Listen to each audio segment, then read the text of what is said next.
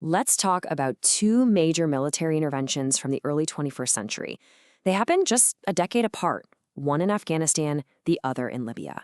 Now, both started with this promise of being quick and successful, but their stories, well, they couldn't have gone in more different directions.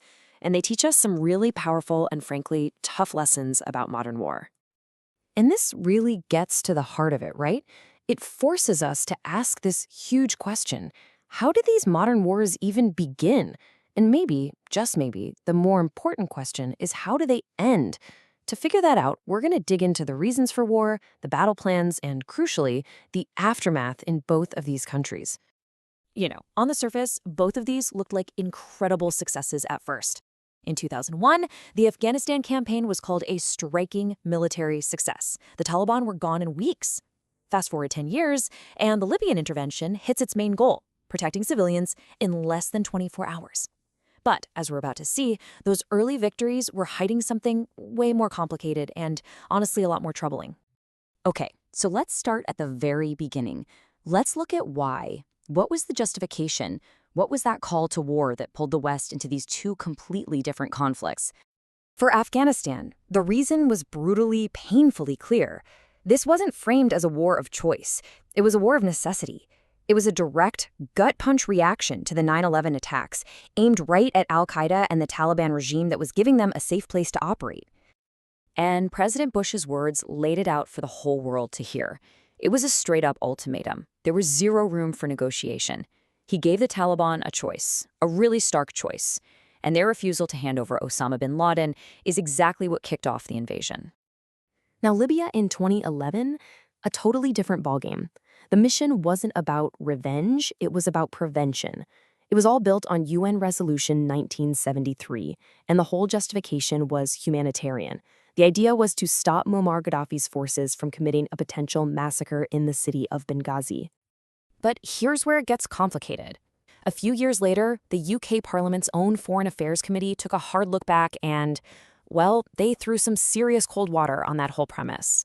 Their report concluded that the strategy was based on erroneous assumptions and that the actual threat to civilians was overstated.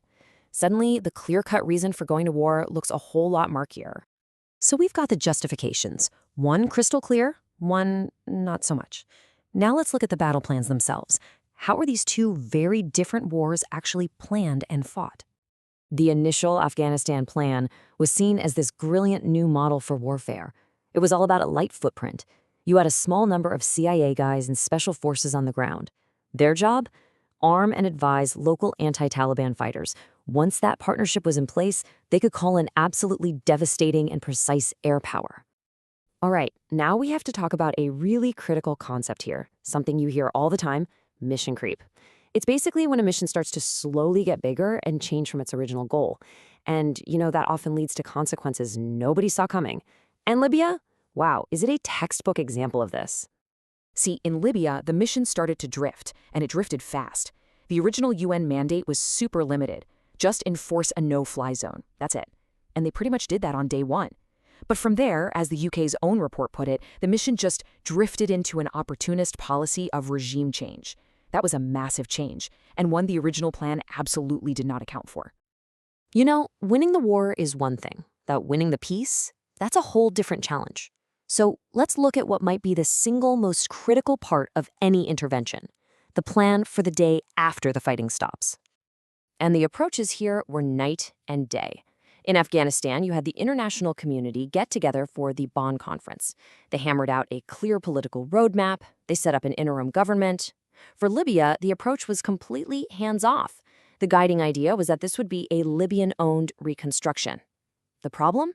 After 40 years of Gaddafi, Libya was a country with, as one analyst said, no institutions to speak of. And that created a gigantic power vacuum. And this quote from analyst Alison Partiger, which we cited in that UK report, it just says it all, doesn't it? Gaddafi wasn't just the leader, he was the state. He was everything. And when you took him away without any plan to replace that entire structure, it was an absolute catastrophe. So what happens when you do that? What happens when a country's entire structure is just gone?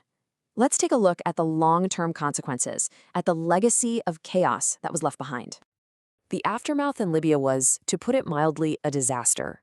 That UK Parliament report paints an absolutely grim picture of total state failure. The country just collapsed, politically, economically. It spiraled into endless wars between militias, it sparked a migrant crisis, weapons from Gaddafi stockpiles spread all over the region, and that, in turn, fueled the rise of ISIL. And to give you a sense of that economic collapse, just look at this number.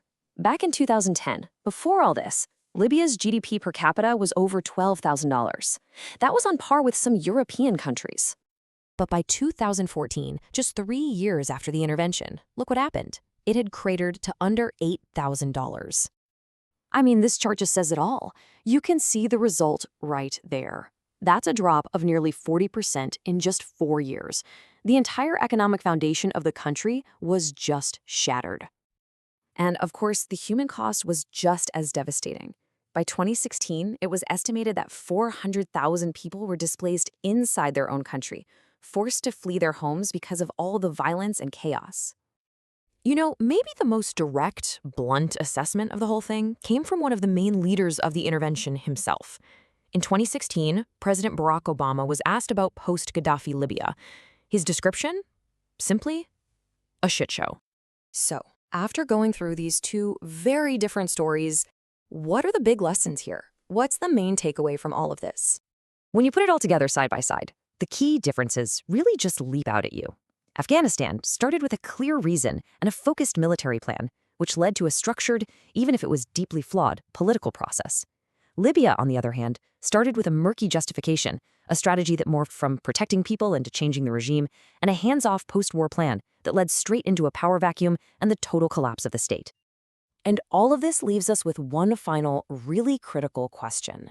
Look, Afghanistan's long-term outcome became its own kind of tragedy for sure, but the sheer speed of Libya's collapse is just this flashing red warning sign. It's a warning about what happens when you win a war, but you have no real plan for what comes next. And it forces us to ask, what is the real price of an intervention that wins the battle but completely loses the peace?